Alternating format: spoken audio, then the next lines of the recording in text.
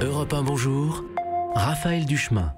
7h moins le quart, vos experts sont au rendez-vous. On commence avec l'actualité internationale. François Clémenceau et une 8e séance de discussion qui démarre aujourd'hui à Genève entre les représentants de l'opposition syrienne et une délégation du gouvernement en principe.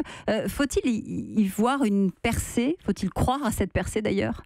Probablement pas, parce que si l'on regarde la chronologie des 7 précédents rounds de négociations depuis 2012, force est de constater qu'ils n'ont abouti à rien ou à si peu. Ce n'est pas vraiment la faute des émissaires des Nations Unies qui se sont succédés dans cette mission quasi impossible. Rappelez-vous Kofi Annan, puis Lakhdar Brahimi et aujourd'hui Staffan de Mistura. Tous ont fait preuve d'une grande ouverture d'esprit, de très bonne volonté, mais autant de qualités que certains ont dénoncé comme étant tout simplement de la naïveté. Car depuis la première séquence où fut élaborée une sorte de feuille de route pour conduire à une transition politique, Bachar el-Assad et ses parrains russes et iraniens ont tout fait pour vider de leur substance ses bonnes intentions, ainsi que la méthode pacifique pour y parvenir. Donc aujourd'hui, du coup, à quoi ça sert de se réunir ? Eh bien, à essayer d'éviter que si une paix doit voir le jour en Syrie, ce soit une paix russe, c'est-à-dire celle qu'impose le vainqueur au vaincu.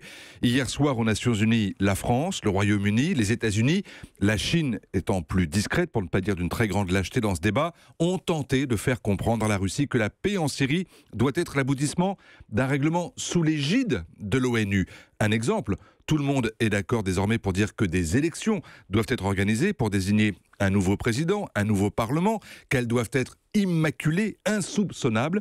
Vladimir Poutine a dit qu'il souhaitait qu'il en aille ainsi, mais est-ce bien le cas de Bachar el-Assad qui sait ce qu'une élection libre et transparente pourrait lui coûter? Mais il n'y a pas que l'avenir politique en Syrie qui est en jeu. Oui, la réalité, et c'est ce qui intéresse peut-être d'abord les Syriens à l'intérieur comme à l'extérieur, c'est la reconstruction de leur pays. Les plus basses estimations parlent d'une facture à 250 milliards de dollars.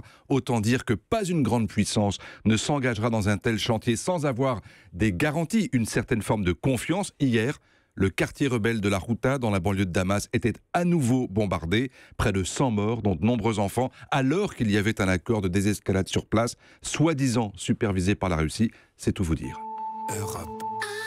Europe 1.